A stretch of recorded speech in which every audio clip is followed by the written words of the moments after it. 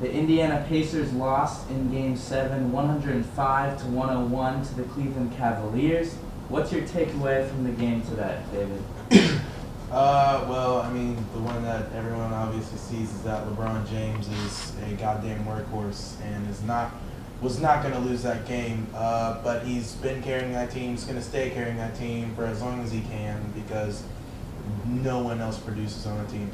But I think an interesting takeaway was the fact that Tristan Thompson keyed in 15 points and 10 rebounds in his playtime and a very impressive block that we saw. And I think that Tristan Thompson will need to be utilized in their series upcoming with Toronto if they hope to contend with Toronto's big men in Giannis Valanciunas and Serge Ibaka. Yeah, so I have two takeaways. Let's start with the Cavs. One, sort of joking. The first is the NBA is pushing hard for LeBron to advance in the NBA playoffs. A lot of questionable calls. There were a few that were in the favor of Indiana, but most of them were in favor of LeBron James. Two that stood out. One, the technical foul that was called on Lance Stephenson. LeBron drove. Lance hit him on the head. They called it a dead ball foul, technical.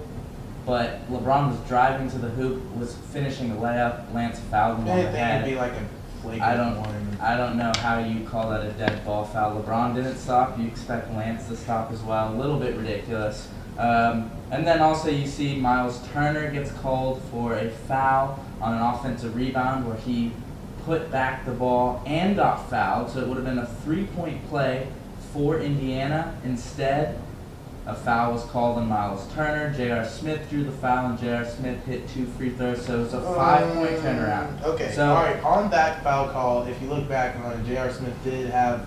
There was some tangled up. Both of them were tangled up. I think that probably. You could have just left it up to physical play of basketball. There was nothing. J.R. Smith did have position in front of Miles Turner once the foul was called. There was no foul there. But in more serious, I think, LeBron finally got the help that he needed. LeBron had to carry and start the game strong. He did that. He had 45 points, 9 rebounds, 7 assists.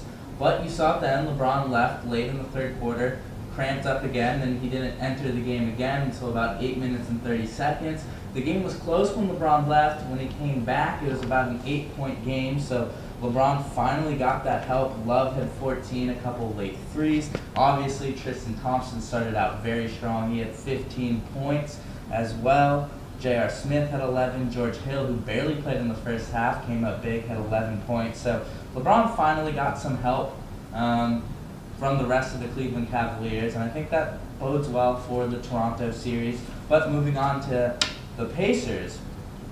The Pacers have some heart.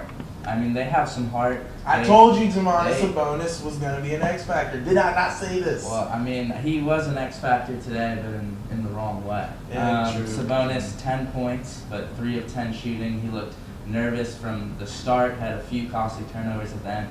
He was horrible.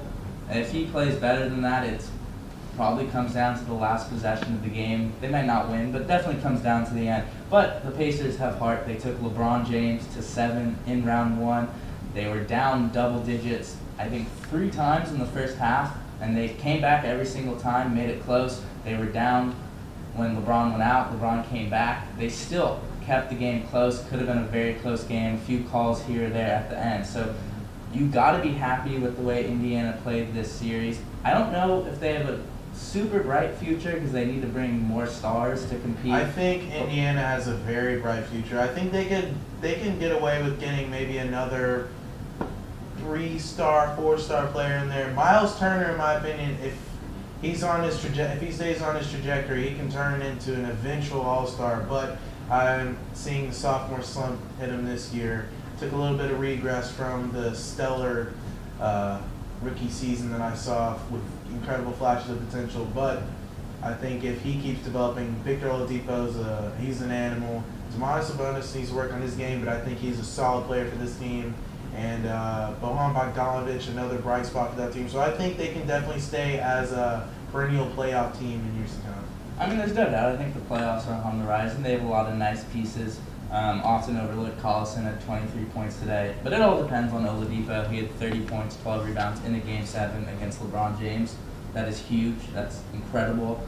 So it's all on Oladipo. He texted his trainer 20 minutes after the game. So if Oladipo takes another step, then maybe they can recruit a star down the line.